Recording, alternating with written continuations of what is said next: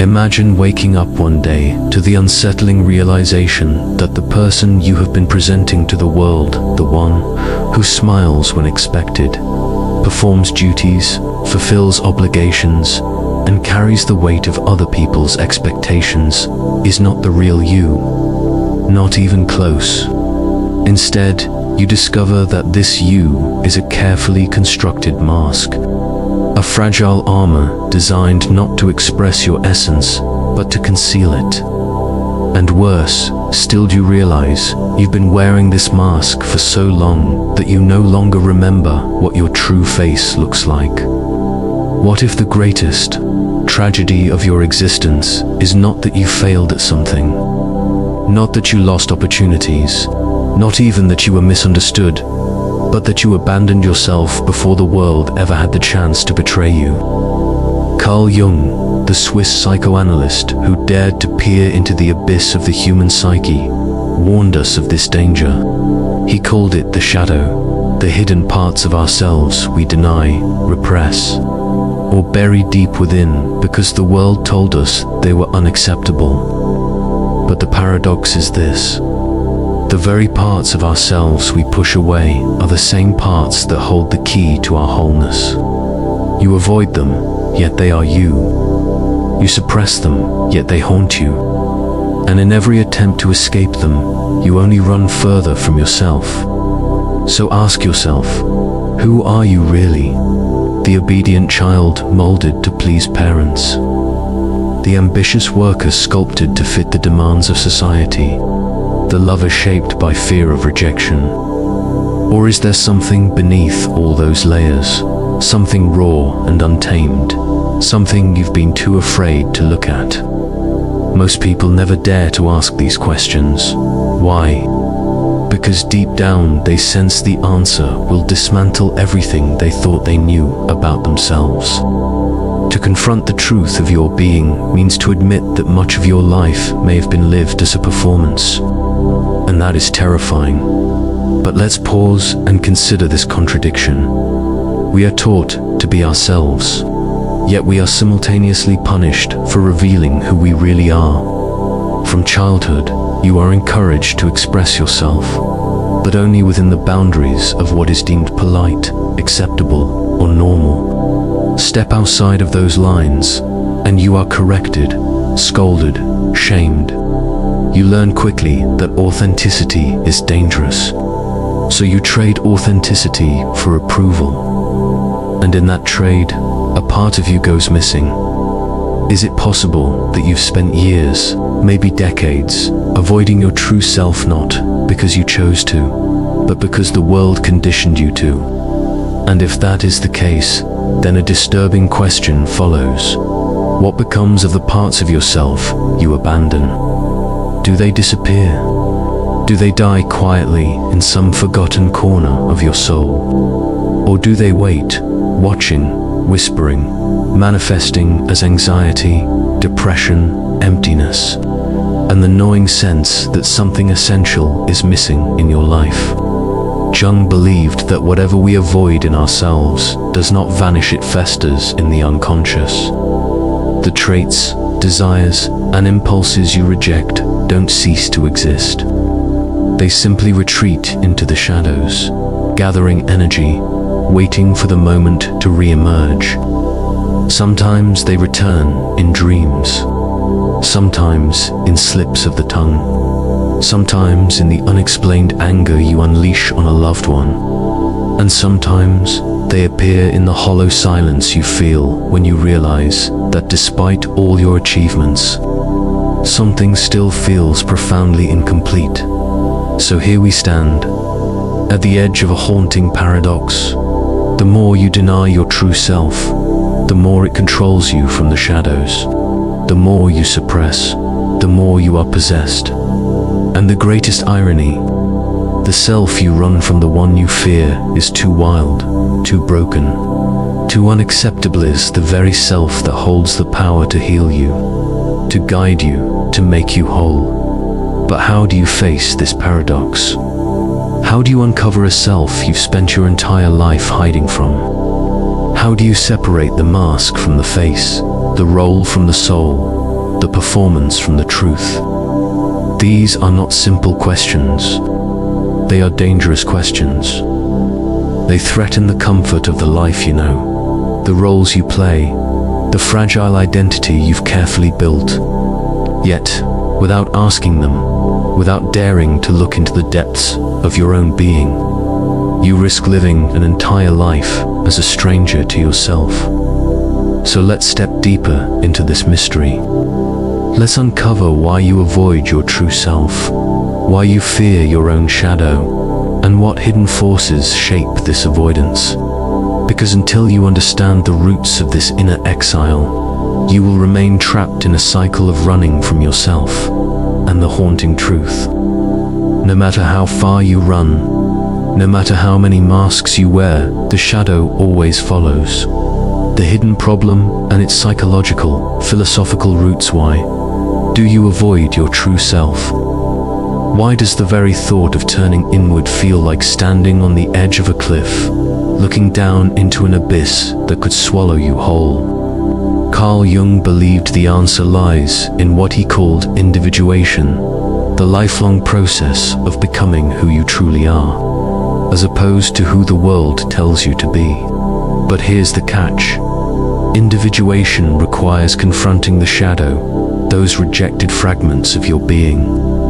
And for most people, that confrontation feels unbearable. Think back to your earliest memories of being corrected, disciplined, or shamed. Perhaps you cried too loudly as a child and were told to be quiet. Perhaps you expressed anger only to be punished. Perhaps you dreamed wildly and adults dismissed you as unrealistic. Piece by piece, you learned that certain emotions, desires, or behaviors were unacceptable. You were rewarded for hiding them, and slowly your authentic self fractured. This fracture became your survival strategy. You crafted a persona mask that allowed you to function in society, win approval, and avoid rejection.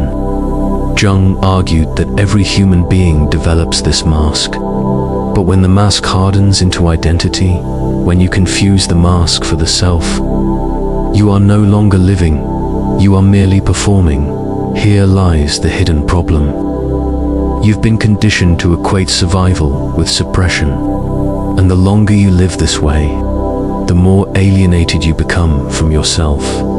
Friedrich Nietzsche once wrote, "Become who you are." At first glance, it sounds simple, almost obvious, but Nietzsche knew the terror hidden in that demand. To become who you are means to strip away the lies you tell yourself, the roles you play for others, the convenient illusions that keep you safe. It means admitting that much of your life may have been built on foundations of fear and conformity. Nietzsche's philosophical predecessor, went even further, suggesting that much of human suffering stems from our constant denial of reality. We chase pleasures, distractions, and illusions, all to avoid facing the raw truth of existence. In the same way, you avoid your true self, not because it is irrelevant, but because it is unbearably real. It exposes your vulnerability, your unfiltered desires, your primal instincts, the parts of you society told you were dangerous. But is it really the self that is dangerous? Or is it the world's inability to accept authenticity that makes authenticity feel like a threat? Psychology sheds more light on this hidden dilemma. Modern research on repression and avoidance shows that when you push unwanted thoughts or emotions into the unconscious, they do not disappear. Instead, they resurface indirectly through anxiety, depression, compulsive behaviors, or even physical illness. In other words, the very attempt to avoid your true self creates the very suffering you seek to escape. Why then do we cling to avoidance? Because avoidance feels safer than confrontation. To face your true self is to dismantle illusions you've carried for decades. And the ego, the fragile sense of I you've constructed, is terrified of annihilation. Jung described this process as a kind of death and rebirth. The false self must die for the true self to emerge. But who among us willingly walks into death, even metaphorical death? This is why so many people remain trapped. The mask is comfortable, the performance familiar, the lies convenient. Even if the mask suffocates you, it at least shields you from the terror of the unknown. Aldous Huxley, in Brave New World, captured this tragic irony. In his dystopian vision, people are not controlled by chains or violence, but by pleasure, distraction, and conditioning. They are free, yet enslaved, precisely because they never question the reality imposed upon them. Isn't that the same with you? You live in a world that praises individuality, yet punishes authenticity. A world that tells you to follow your dreams, yet demands you follow rules. And so, without realizing it, you choose comfort over authenticity, survival over truth. Jean-Paul Sartre, the French existentialist, called this bad faith an act of lying to yourself to avoid the responsibility of freedom. To live in bad faith is to say, this is who I must be, because society demands it. I have no choice, but the terrifying reality is you do have a choice. You always have a choice, and that is precisely what makes it unbearable. Viktor Frankl, who survived the horrors of concentration camps, argued that the ultimate human freedom is the freedom to choose one's attitude, even in the face of suffering. He insisted that meaning is not given, but created. But how can you create meaning if you are alienated from your own essence? How can you choose authentically if you don't even know who you are beneath the mask? Here lies the philosophical root of avoidance. Authenticity is not just a psychological burden, it is an existential responsibility. To discover your true self is to confront not only your hidden desires, but also the staggering weight of freedom. Because once you see who you are, you can no longer hide behind excuses. You can no longer say, I had no choice. You must own your life entirely. And that, for most, is too heavy to bear. So you avoid. You distract yourself with busyness, with entertainment, with endless scrolling, with shallow ambitions. You build a life on surface goals only. Recognition, status not, because they satisfy you, but because they shield you from the silence where your true self whispers. But here's the cruel irony. The more you avoid, the emptier you become. You chase external validation, but it never fills the void. You accumulate possessions, but they never silence the longing. You achieve, you perform, you succeed, and yet, late at night, when everything is quiet, you feel the haunting presence of something missing. That missing piece is you, and so the hidden problem deepens. You are both the jailer and the prisoner, the actor and the audience, the mask and the face. You are running from yourself, while longing desperately to be found. The question, then, is not simply why do you avoid your true self, but how much longer can you bear the cost of this avoidance? Because avoidance is not neutral. It carries consequences. And the longer you live estranged from yourself, the more those consequences grow subtle at first, but eventually overwhelming. The mask protects you, yes, but it also suffocates you. And if you never remove it, you may one day realize that your life was not truly lived, that was merely acted out. The unseen consequences. What happens when you avoid your true self for too long? At first, nothing dramatic. You function, you smile, you move through the routines of daily life. But beneath the surface, something begins to rot. The soul, denied its expression, does not simply vanish, it rebels.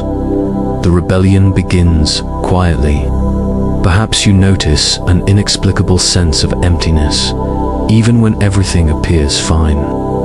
You've checked all the boxes: education, job, relationships, possessions, and yet there is a gnawing voice that whispers, "Is this all there is?" That whisper is not a random mood. It is the cry of the self you have buried alive. Carl Jung warned that what you do not make conscious will manifest as fate. In other words, the parts of yourself you refuse to acknowledge will not stay hidden. They will shape your choices, dictate your relationships, and steer your destiny without your awareness. Avoidance does not eliminate the shadow. It hands the shadow control. Think about the sudden bursts of anger that seem disproportionate, the jealousy that eats away at you, the destructive habits you cannot explain. These are not accidents. They are the shadow's language. The more you avoid your true self, the more it communicates through symptoms: psychological, emotional, even physical. Psychology has a term for this: symptom substitution. When authentic desires are suppressed, they resurface in distorted forms. A person who represses their need for love may become obsessed with work, chasing success as a substitute for intimacy. Someone who buries their creativity may drown in consumption, scrolling endlessly, watching others live the life they secretly crave. And those who deny their anger may develop depression, turning their rage inward until it becomes unbearable. But the consequences are not limited to the individual. They spill outward, shaping society itself. A culture filled with people estranged from their true selves becomes a culture obsessed with distraction, consumption, and appearances. Isn't this exactly what we see? A world drowning in noise, where silence feels unbearable. A society addicted to status symbols, validation, and fleeting pleasures, precisely because authenticity has been abandoned.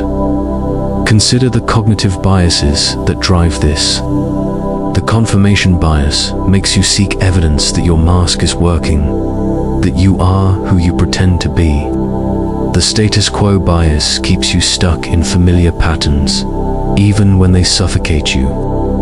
And the fear of social rejection, primal instinct wired into your brain, ensures you conform to the tribe, even at the cost of your soul. Neurology reinforces the trap. The brain's reward system floods you with dopamine when you gain approval, when you receive likes, when someone praises your mask. But dopamine fades quickly, leaving you empty, craving the next hit. Meanwhile, the deeper fulfillment that comes from authenticity, the kind of meaning Viktor Frankl spoke of, requires struggle, confrontation, and courage. No quick chemical reward, only the slow burning light of genuine self-discovery. And so, most people choose the easy dopamine, trading true meaning for temporary relief. But here is the price. When you deny your true self, you live in chronic dissonance. Psychologists call this incongruence the painful gap between who you are and who you pretend to be. The greater the gap, the greater the suffering. At its mildest, incongruence feels like dissatisfaction, a subtle disconnection from life. At its worst, it leads to despair, anxiety, even breakdowns.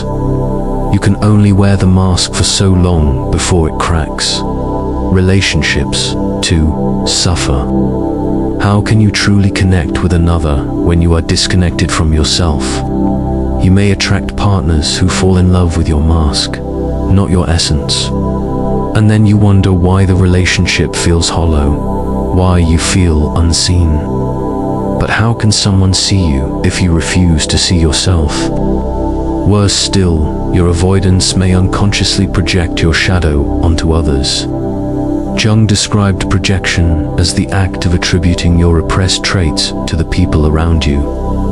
For example, if you deny your own aggression, you may perceive others as hostile. If you bury your ambition, you may envy those who pursue theirs.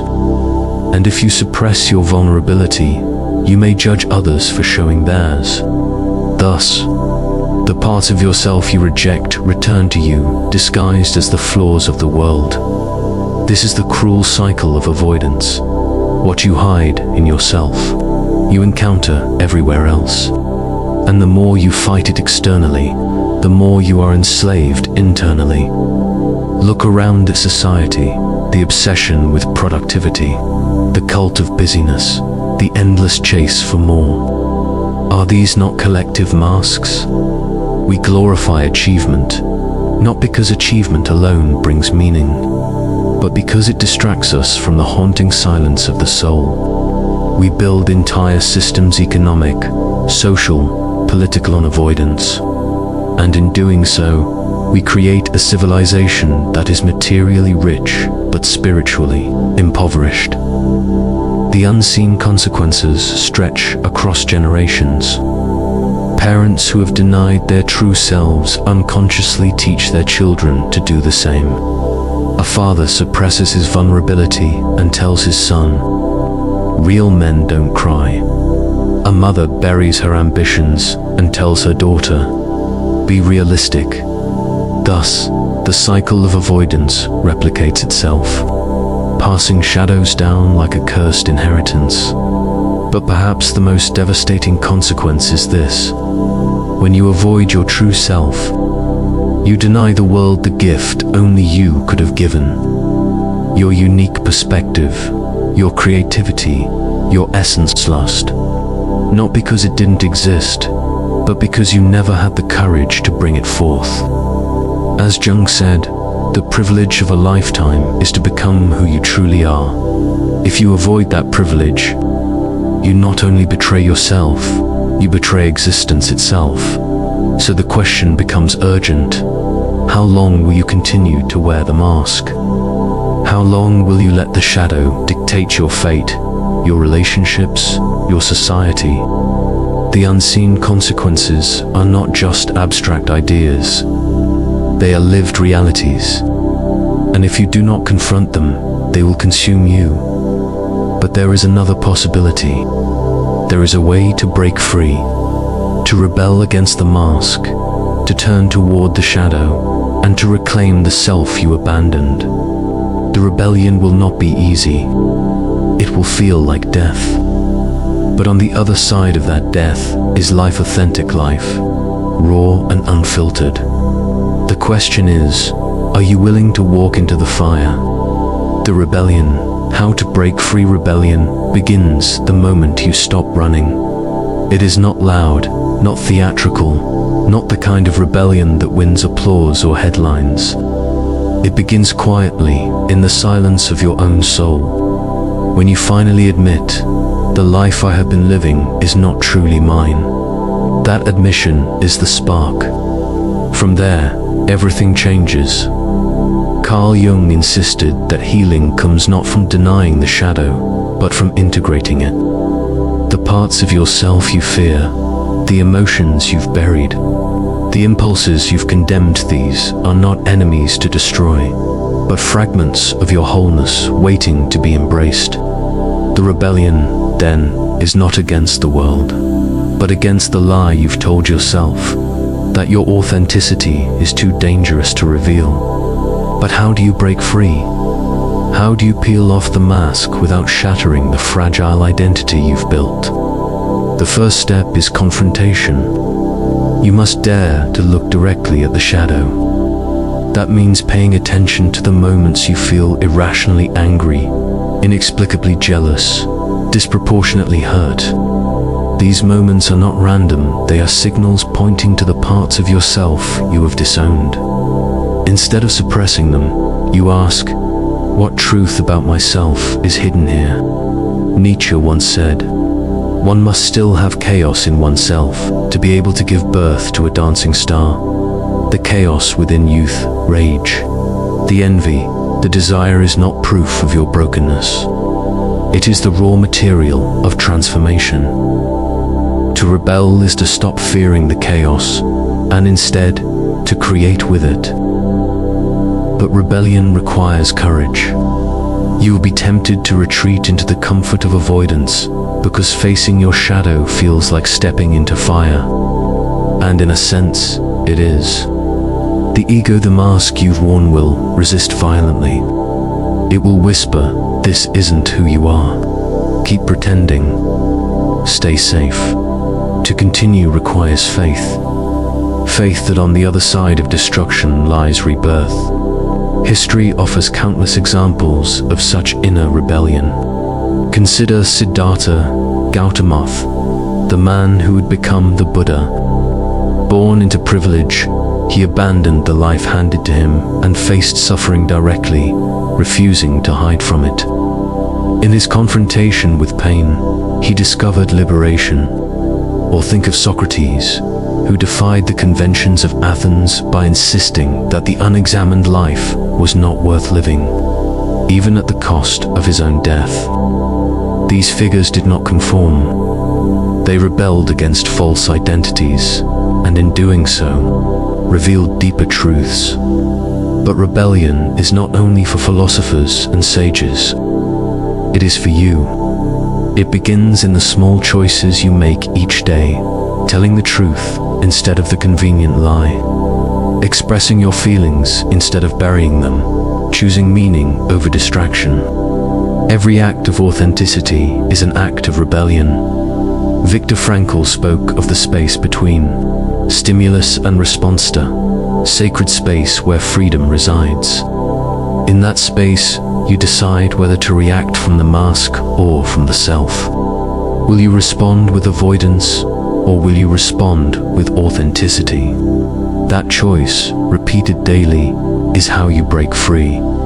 Yet, freedom is not simply the absence of the mask. It is the creation of a new relationship with yourself.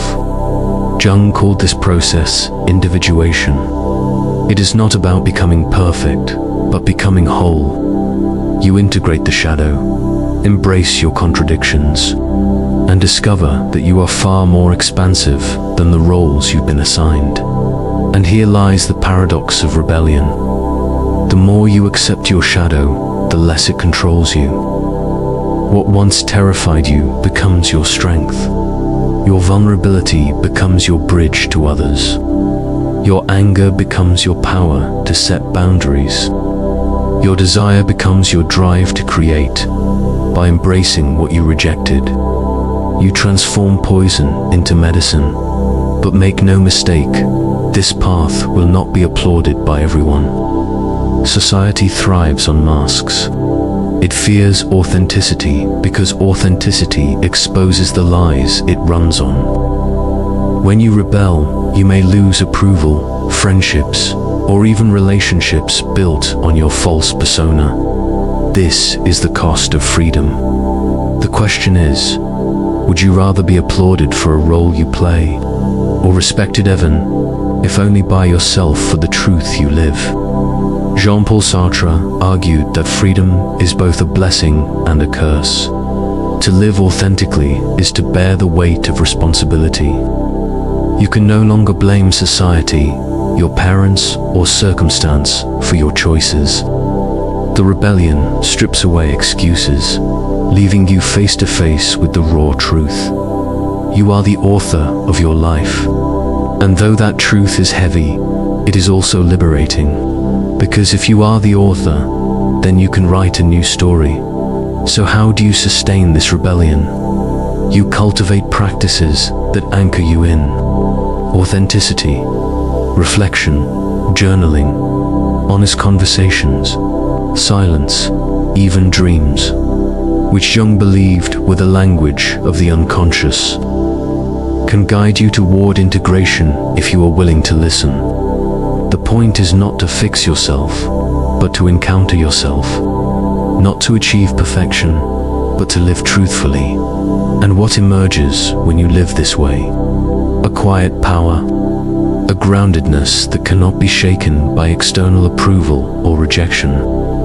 Because you are no longer seeking validation for the mask, you are living from the source.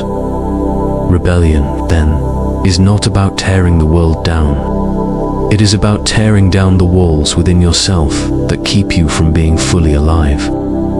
It is about saying, I will no longer betray myself to make others comfortable. I will no longer silence my truth for the sake of survival. I choose to live as I am, and when you do, something extraordinary happens. You discover that the very self you avoided, the shadow you feared, was never your enemy. It was your guide. It was waiting all along, not to destroy you, but to lead you home. But there is one final step. Beyond rebellion, beyond integration, lies the ultimate realization, the deepest truth Jung hinted at. The truth that redefines not only who you are, but what existence itself means. The final realization is not about masks, shadows, or even individuation. It is about what lies beyond them all. Are you ready to step into that truth? The ultimate truth, the final, most powerful realization. You have faced the mask. You have glimpsed the shadow. You have begun the rebellion. But all of this leads to a deeper, more unsettling question. What if the true self you've been searching for does not exist in the way you think it does? Carl Jung warned against the illusion of imagining the self as some neat, finished object to be discovered like a buried treasure. The self, in his view, is not a fixed identity, but an unfolding process, something vast, dynamic, and ever-becoming. And here lies the ultimate paradox. The very self you avoid is not simply hidden. It is infinite. Imagine for a moment that the you cling to, their name, the story, the personality, is merely a temporary expression of something far greater. You are not a mask, yes, but you are also not the single identity you imagine to be your true face. You are something larger, a shifting field of potential, a dance between light and shadow, consciousness and unconsciousness. To cling too tightly to any definition, even the definition of true self, is another kind of mask. Jung called the deeper whole, the self with a capital S, unlike the ego, which is narrow and fragile. The self is vast, archetypal, a union of opposites. It contains both the light you show and the darkness you hide, both your vulnerability and your strength, both your chaos and your order. To realize this is to understand that you are not a fragment trying to become whole. You are already whole, though you do not see it. But why don't you see it? Because your consciousness, like a spotlight, focuses only on a sliver of the vast field of who you are. The rest lies in the unconscious, shaping you silently, like the hidden roots of a tree. When you avoid your shadow, you shrink this spotlight even further, cutting yourself off from your own depth. But when you rebel, when you turn toward the shadow, you widen the circle of light. You begin to see more of what was always there, and then something profound happens. You realize that wholeness was never about becoming something new. It was about remembering what you already are. Philosophy echoes this truth. The ancient Greeks spoke of Soten, know thyself, as the highest wisdom.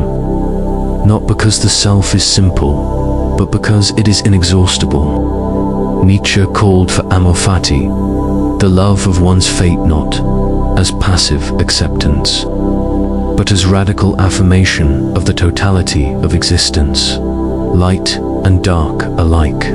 And Viktor Frankl insisted that meaning is not discovered out there, but created in the act of living authentically, moment by moment. When these insights converge, a radical shift occurs. You stop seeking a perfect identity, a final answer, a fixed true self. Instead, you embrace life itself as the unfolding of the self. You recognize that authenticity is not about finding a single essence, but about courageously embodying your contradictions, your becoming, your transformation. This realization is both liberating and terrifying. It liberates you because it means you cannot fail at being yourself. There is no wrong self, only masks you outgrow, shadows you integrate, stories you rewrite. Every step, even avoidance itself, becomes part of the path. But it terrifies you because it dissolves the illusions you clung to. You cannot rest on the safety of a final identity. You must live in the flux, the mystery, the abyss of becoming. And here is the deepest truth Jung hinted at. The shadow you feared was not blocking you from your true self, was your true self, waiting to be seen.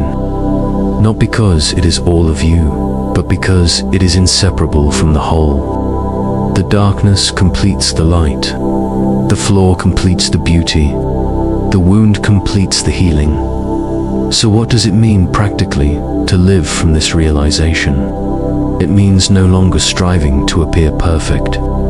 It means allowing yourself to be contradictory, to be both strong and weak, both joyful and sorrowful, both certain and doubtful. It means recognizing that every emotion, every impulse, every shadow has a place in the vast symphony of who you are. It also means living with radical honesty, no longer asking, what will others think? But instead asking, am I betraying myself? Because the final betrayal is not being rejected by the world, is abandoning the self within.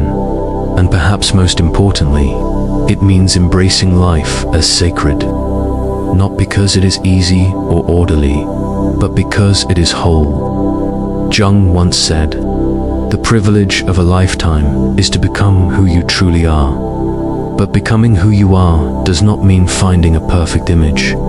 It means becoming the totality, the union of light and dark, known and unknown, mask and shadow. This is the ultimate rebellion, not to destroy the mask entirely, but to wear it consciously, knowing it is only one aspect of the vast self, not to eradicate the shadow, but to walk with it as a companion, not to fix yourself, but to embrace yourself as both wound and healer.